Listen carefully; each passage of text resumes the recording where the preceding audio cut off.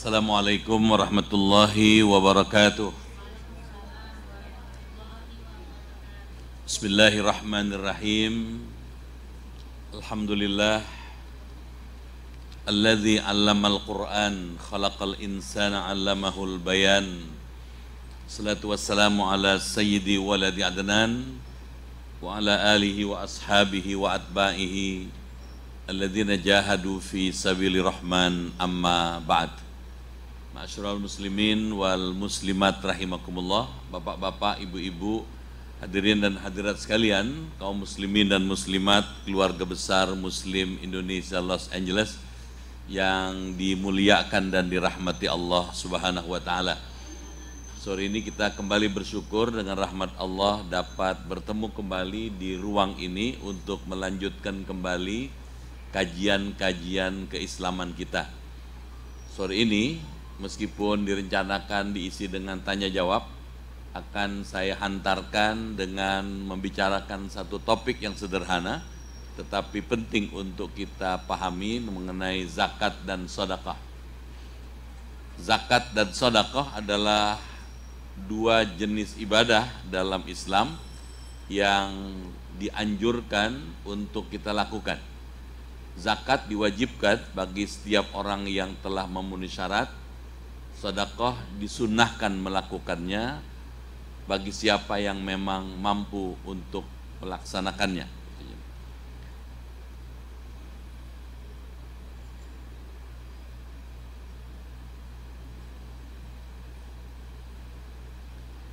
Ibu dan bapak sekalian dimuliakan Allah, kalau kemudian kita sederhanakan, untuk apa kita hidup?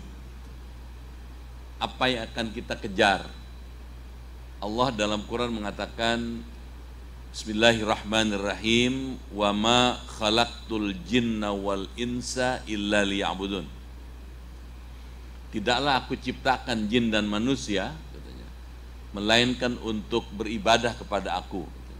Jadi kita diciptakan Allah, kita dijadikan oleh Allah seperti sekarang, tujuannya sederhana, untuk beribadah kepada Allah, untuk mengabdi kepada Allah.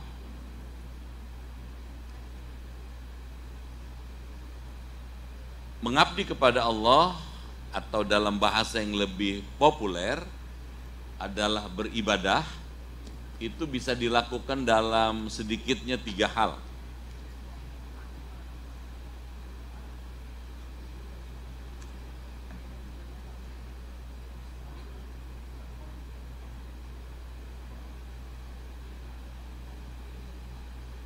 Ya. Yang pertama, ibadah fisik. Ibadah fisik. Jadi uraian dari ibadah ini ada ibadah fisik atau physical worship, ya, atau ibadah badaniah. Apa contohnya ibadah badaniah? Sholat, puasa, gitu ya. Duduk di majelis ini, ibu ngurus keluarga, bapak mengurus keluarga, itu adalah ibadah badaniah atau physical worship. Yang kedua ada ibadah psikis, ada ibadah nafsiyah.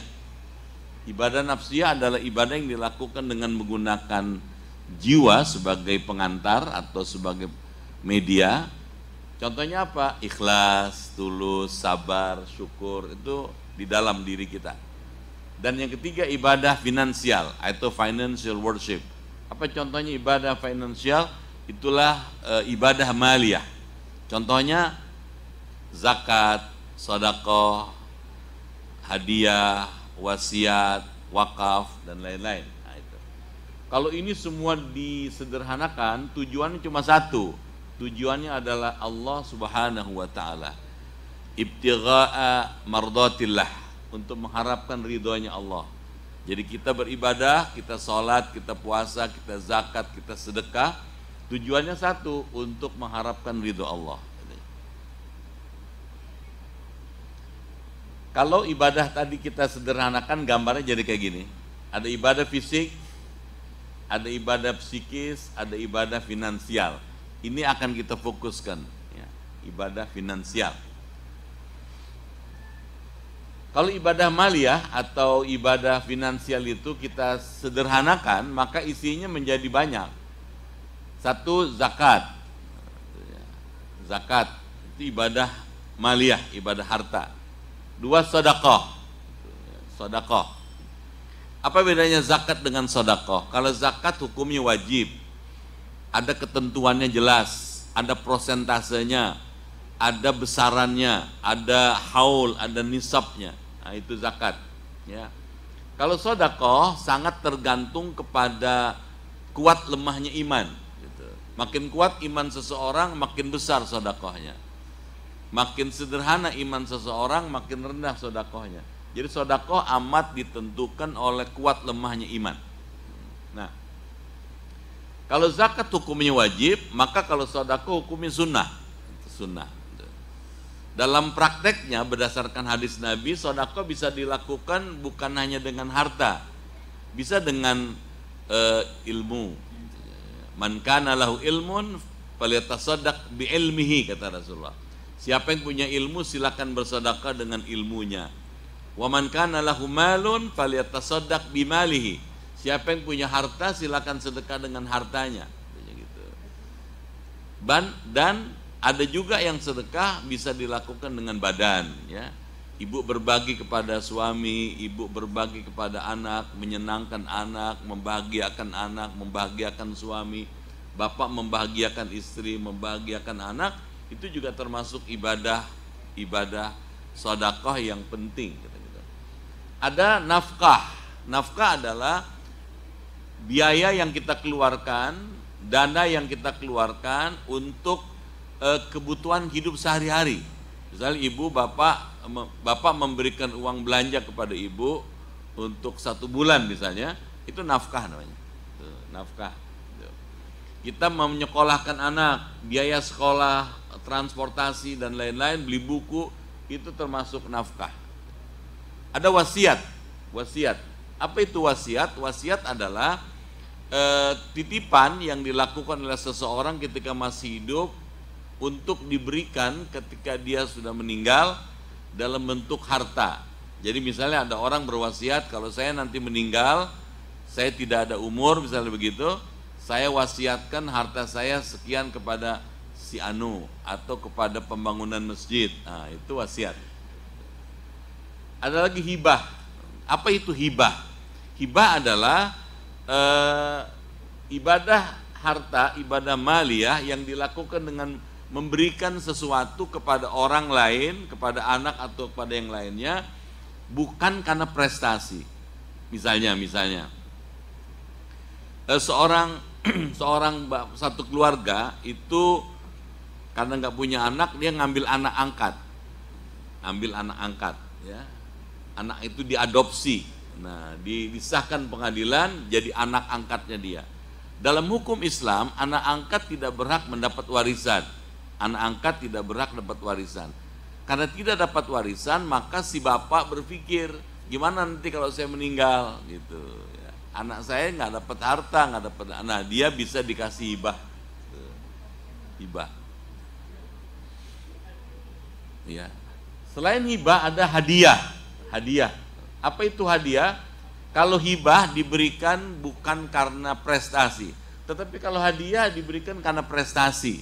Misalnya putra bapak selama 1 semester prestasinya bagus, ya IPK-nya bagus, nilainya bagus, tertib, sholatnya rajin, baca Qurannya banyak yang hafal, misalnya itu. 1 semester misalnya dia bisa hafal 1 juz misalnya gitu. Nah, bapak dan ibu ingin memberikan apresiasi kepada anak, maka diberikan hadiah. Nah, ini dia hadiah. Bapak misalnya istri bapak ulang tahun, seneng, kepengen nyenengin istri, ada rezeki lebih, beliin sesuatu, kasih. Itu hadiah. Ada warisan. Warisan adalah harta yang ditinggalkan oleh seseorang karena meninggal. Jadi warisan itu baru diberikan kalau orang yang punya harta meninggal. Kalau masih hidup enggak. Kalau masih hidup namanya hibah. Yang terakhir wakaf. Wakaf adalah, wakaf dalam bahasa Arab artinya berhenti. Jadi kalau orang mewakafkan harta, maka harta itu statusnya tidak lagi milik dia. Gitu. Tetapi meskipun bukan miliknya, si harta itu tetap memberi manfaat kepada dia, pahalanya. Gitu. Misalnya, bapak ibu pengen nyenengin orang tua. Gitu. Orang tua ibu, orang tua bapak sudah wafat. Gimana caranya nih? Pengen bakti kepada orang tua. Ada rezeki lebih, kita berikan sesuatu, misalnya karpet, gitu, taruh di masjid. Gitu. Atau dalam rangka pembangunan masjid kita, ibu andil menyumbangkan harta ibu, diwakafkan atas nama almarhum bapak atau almarhumah ibu. Boleh? Boleh. Gitu. Kalau ibu ke Mekah, ke Madinah misalnya, di Mekah, Madinah banyak orang beli kitab suci Al-Quran, dibeli kitabnya di toko, kemudian distempel wakaf, ditaruh di dalam masjid atas nama fulan. Selama kitab itu ada di masjid, selama itu pahalanya ngalir terus gitu. Begitu seterusnya. Jadi silahkan. Menurut saya itu harta yang bermanfaat. Gitu, ya. Modalnya nggak banyak tapi untung terus. Meskipun kita suatu saat meninggal, wakaf itu terus mengalir memberikan pahala kepada kita. Gitu. Suatu saat kita sudah tidak ada lagi, tapi wakaf itu akan menghasilkan royalti terus memberikan. Ya. Silakan, uang itu bermanfaat kalau masih hidup. Kalau kita udah meninggal nggak ada lagi gunanya. Makanya mumpung masih bisa memanfaatkan harta, gunakan harta untuk kebaikan itu, untuk wakaf, untuk warisan, untuk hadiah, untuk hibah, wasiat, nafkah, zakat, sedekah. Silakan. Apa ada ayatnya di Quran yang menjelaskan tentang ibadah harta? Ada. Ayatnya jelas nih. Bismillahirrahmanirrahim. Matsalul ladzina yunfiquna amwalahum fi sabilillah. Perumpamaan orang yang menginfakkan hartanya di jalan Allah. Kamatsali habbatin, persis seperti sebutir benih katanya. Ya. Ambatat sab'as sanabil, yang menghasilkan 7 bulir. Fi kulli sumbulatin mi'atu habbah. Tiap-tiap bulir ada mempunyai 100 biji. Gitu. Wallahu yudha'ifu liman yasha. Allah bisa melipat gandakan balasan itu semaunya, sekehendaknya. Wallahu wasi'un alim, dan Allah maha luas dengan karunia-Nya dan maha mengetahui dengan ilmunya. Berdasarkan ayat ini, kalau kita bersedekah, kalau kita berzakat, kalau kita mengeluarkan ibadah harta, maka harta yang kita keluarkan itu balasannya tikel-tikel. Apa tikel-tikel?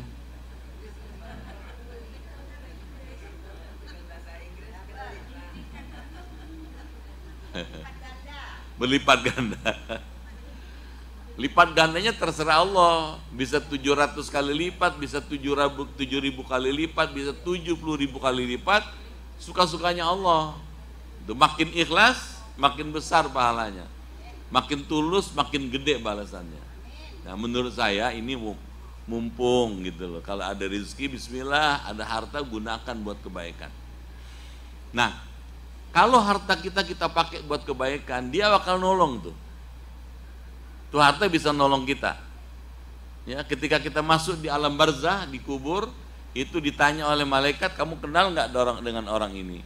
Nah, harta yang kita pakai buat sedekah, uang yang kita pakai buat zakat, terus kemudian amal kita yang kita lakukan selama ini akan memberikan input, masukan. Kata amal kita itu, hu Abdullah wa Rasulullah, dia hamba Allah dan Rasulnya. Waktu kita jawab seperti itu, yaj'al qabrahu raudhah, Allah jadikan kuburnya raudhah, taman. Sudah jadi taman, tiba-tiba datang seorang wanita yang cantik atau seorang laki-laki yang ganteng, ditanya, siapa kamu? Dan dia bilang, innama ana amalukas salihah, saya sesungguhnya amal soleh kamu, katanya gitu. Zakat kamu, sedekah kamu, sholat kamu, puasa kamu, Allah jadikan menjadi saya untuk menemani kamu sampai kiamat. Ya Allah. Jadi harta yang dipakai buat sedekah, buat zakat, buat warisan, buat wasiat itu, buat hadiah, itu yang akan nemenin kita. Rasulullah pernah tanya kepada sahabat-sahabat, siapa di antara kamu, katanya, yang lebih cinta kepada harta ahli waris ketimbang kepada harta yang sendiri. Kata sahabat, laisa minna mithla dzalik. Enggak ada di antara kami seperti itu ya Rasul, katanya gitu. Kamu tahu enggak hartamu? Kata sahabat, itulah rumah kami. Bukan. Itu. Bukan, itu harta ahli warismu. Itulah unta kami ya Rasul. Juga bukan, kata Rasulullah. Itu harta ahli warismu. Itulah dinar kami, uang. Gitu. Kata sahabat. Kata Nabi, bukan, itu harta ahli warismu. Ketika semua dijawab oleh para sahabat bukan, akhirnya hartamu yang sesungguhnya yang mana?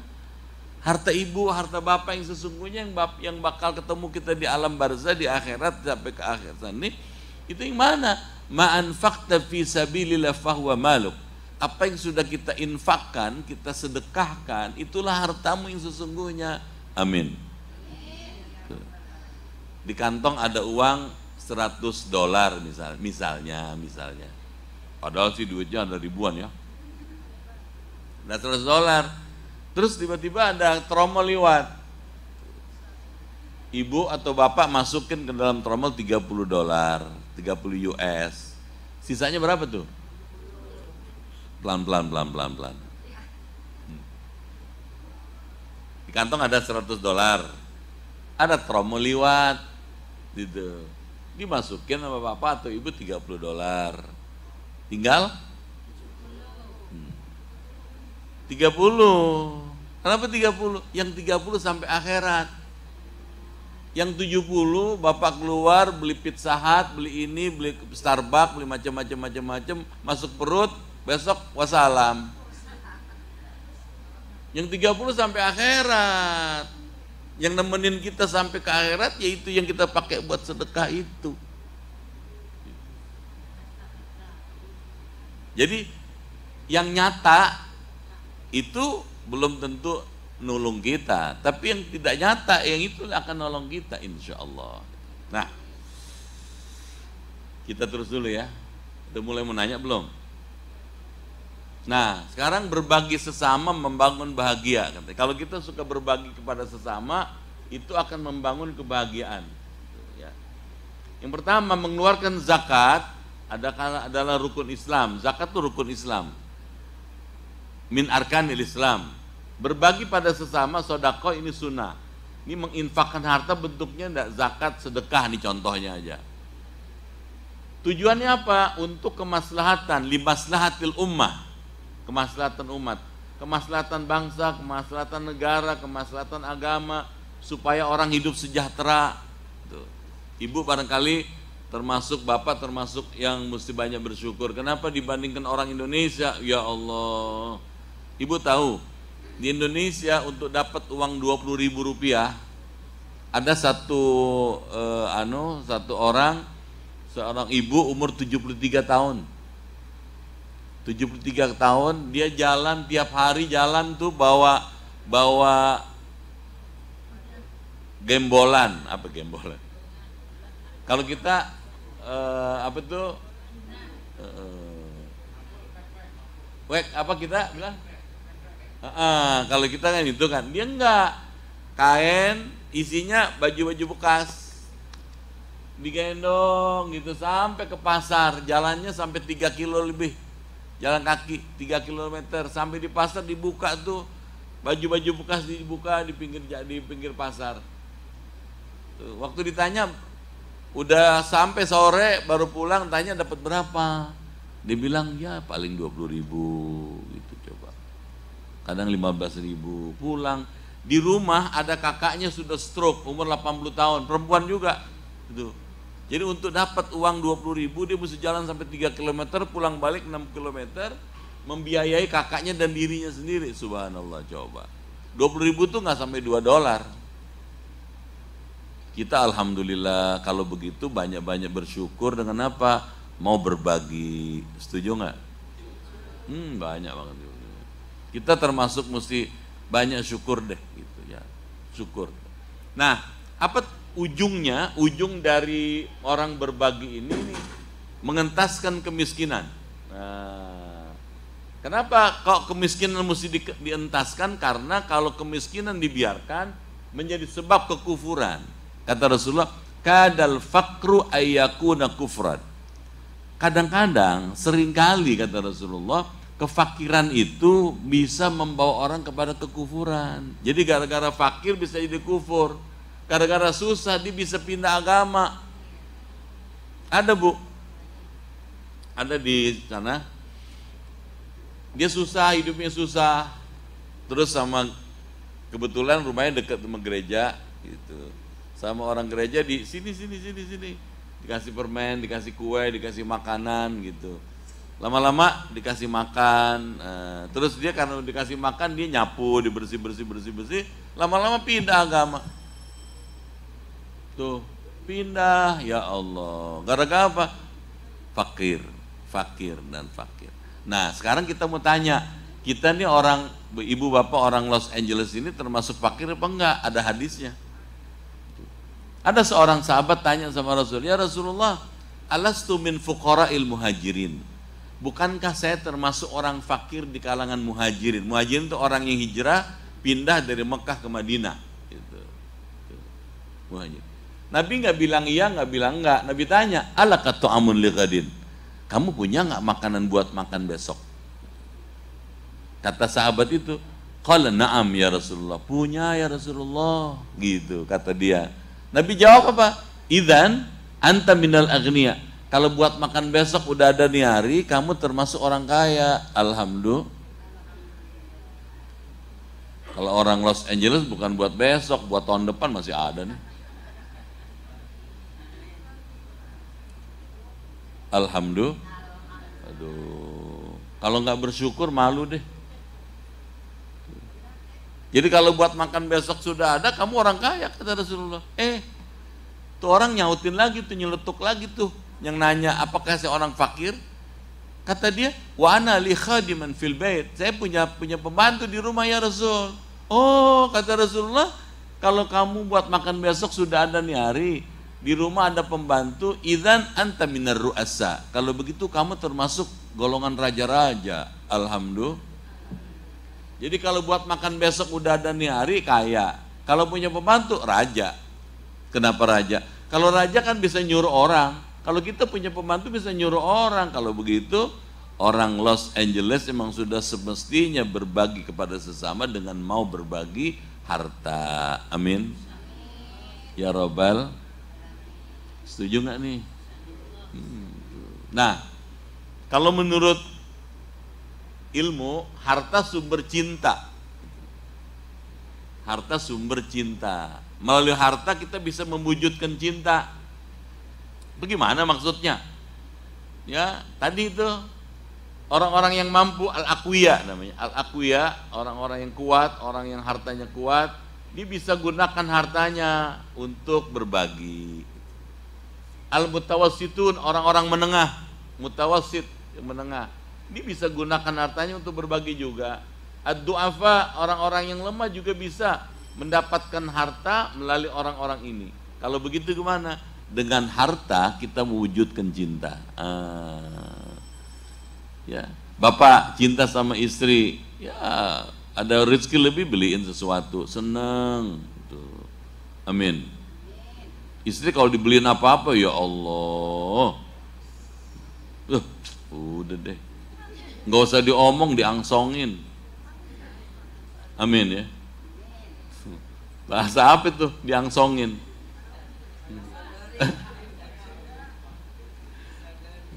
Gak usah diminta, dimanggake. Ini loh, silakan. Waduh, gak usah diomong. Nih silakan, ya Allah. Kenapa? Itu, ya, ini loh sumber cinta itu. Gitu. Insya.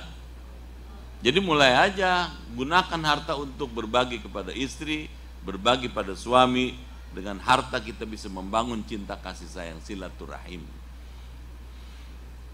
Terus Imam Ghazali bilang, kalau cuman bayar zakat fitrah dibilang bakhil. Kalau cuman bayar zakat fitrah bakhil namanya. Nggak bayar zakat mal, nggak bayar sodako, nggak memberi hadiah, nggak memberi infak gitu. Dalam surat Muhammad dikatakan iyas al-kumuha fayuhfikum tabkhalu wa yukhrij adghanakum katanya. Jika dia meminta harta kepadamu lalu mendesak kamu supaya memberikan semuanya, niscaya kamu akan kikir dan dia akan menampakkan kedengkianmu. Oh, gini. Ibu tahu, bapak tahu. Nabi Muhammad lagi jalan nih naik unta nih berdua. Nabi sendiri, sahabat sendiri, berdua jalan. Tiba-tiba ada orang Arabi itu Badui, orang Badui. Orang Badui datang nyamperin Nabi, terus sorban Nabi dijamret. Tahu jamret nggak? Tarik. Sorbannya Nabi ditarik oleh si Badui itu. Sambil ditarik dia ngomong, "Iti malak, berikan hartamu pada saya." Nabi Muhammad nggak marah.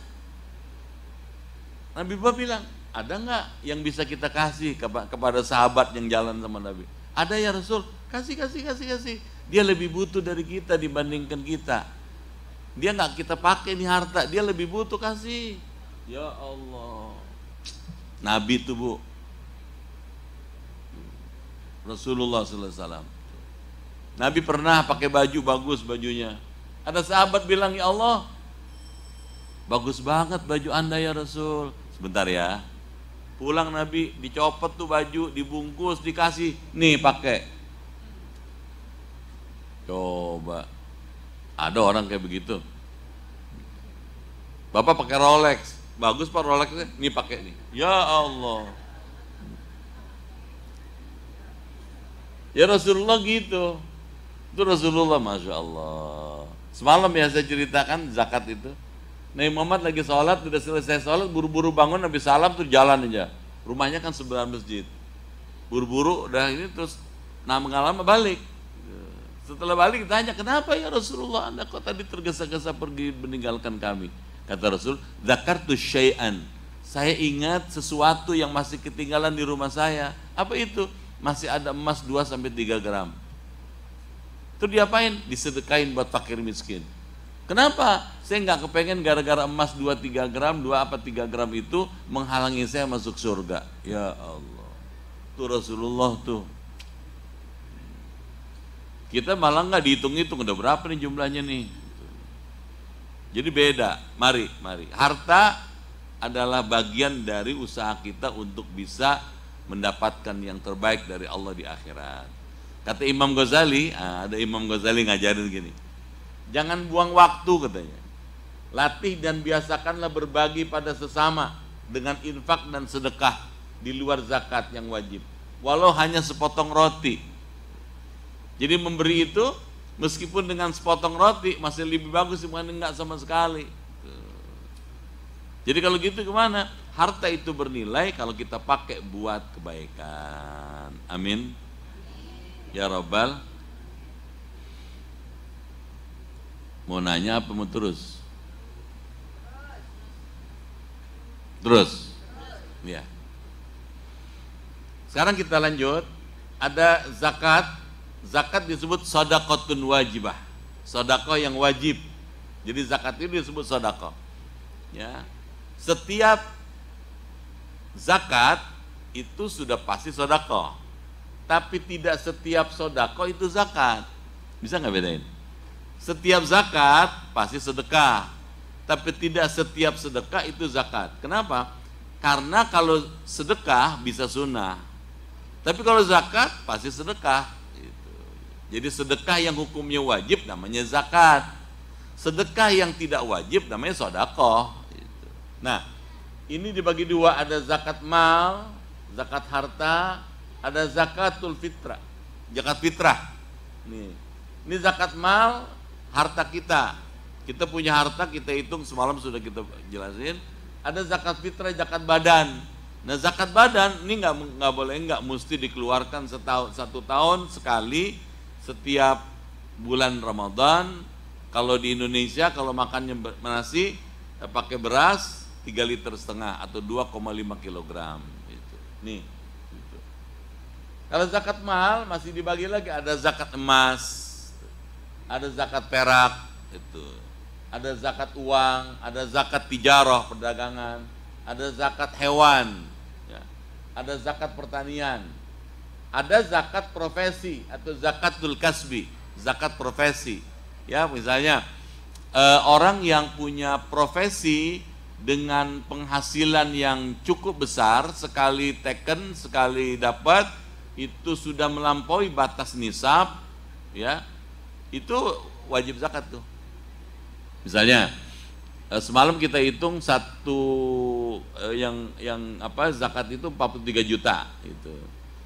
Kalau ada orang sekali teken 100 juta rupiah gitu, kena zakat.